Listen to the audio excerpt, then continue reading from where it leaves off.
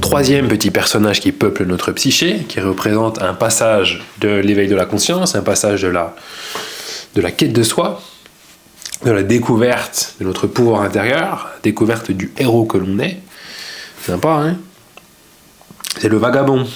Donc le vagabond, lui, il est plutôt solitaire, il n'est pas très à l'aise avec la société, il n'est pas très à l'aise avec les gens, ça va, mais il a quand même cet appel intérieur, la quête de qui il est vraiment, la quête de sens, la quête de spiritualité, la quête de découverte, d'aventure, d'exploration, et ça peut être à la fois extérieur, donc par le voyage, et intérieur par la connaissance, la lecture, la découverte, l'introspection, enfin bref, toutes ces choses.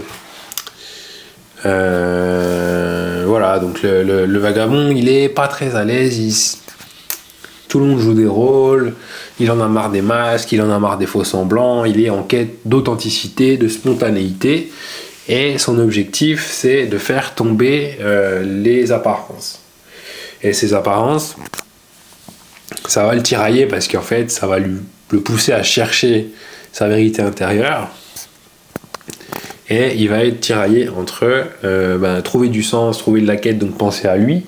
C'est une vision peut-être qui peut paraître égoïste pour des familles ou des amis. C'est-à-dire que je suis ma voie.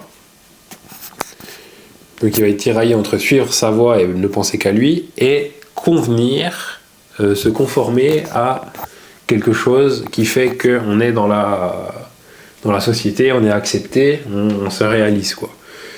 Et ensuite, il va comprendre que il va pouvoir aller en quête de lui-même.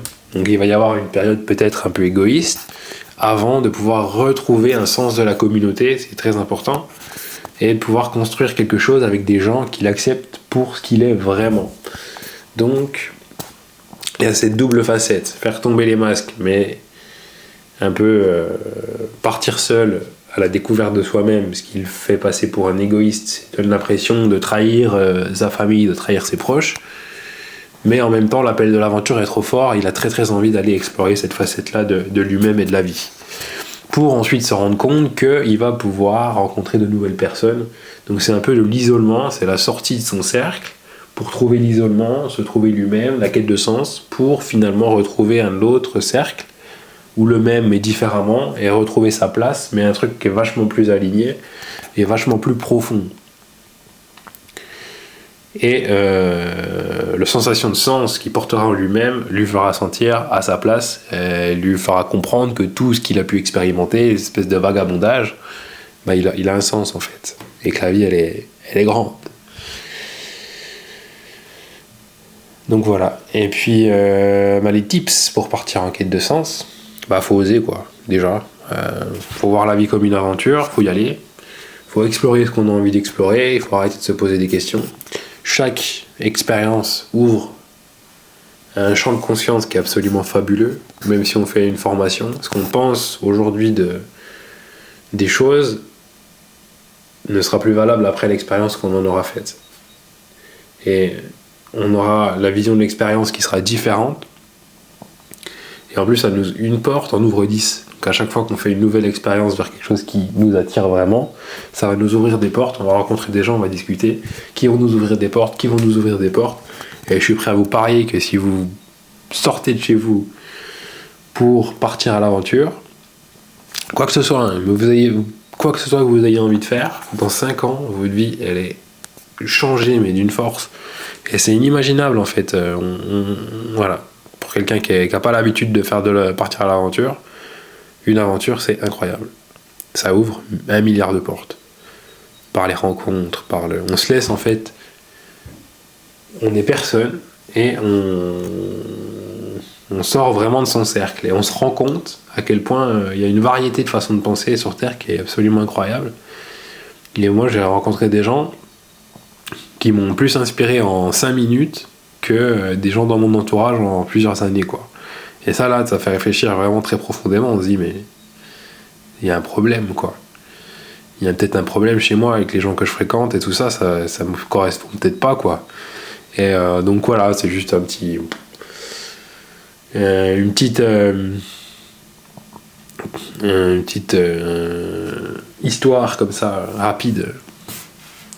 Donc oser, voilà. Oser trahir, oser être rejeté, oser être détesté, même, ça peut arriver. Hein. C'est la vie, poursuivre sa voie, mais quand on est relié à quelque chose qui nous dépasse et qui s'exprime à l'intérieur de nous-mêmes, bien sûr on sera incompris. Hein. Mais bon, sauf si on est en relation avec des gens qui sont comme ça, ils me paraissent assez rares quand même, donc voilà. Donc je vous souhaite de partir à l'aventure, de réaliser que vous pouvez vivre seul sans aucun problème, et ça peut être très bien comme ça. Les critiques, on s'en fout. Et si vous êtes critiqué, c'est que vous avez des blessures en vous, donc vous pouvez aller explorer un petit peu. Si vous êtes touché par la critique, c'est que vous avez des choses à bosser. Et puis voilà, puis un jour vous revenez à la communauté, et puis vous avez un cercle qui est absolument fabuleux, et vous arrivez à relier les points. Puis voilà, vous avez trouvé le sens. Donc voilà pour le vagabond, partir à l'aventure, trouver du sens, traverser la peur du rejet, traverser la peur de faire tomber les masques plutôt, et puis devenir authentique, spontané, et puis vivre, simplement vivre, voilà. Et je vous propose de passer à l'archétype suivant, qui se trouve être le guerrier. Et c'est ça dans la section suivante, dans la prochaine vidéo. A tout de suite.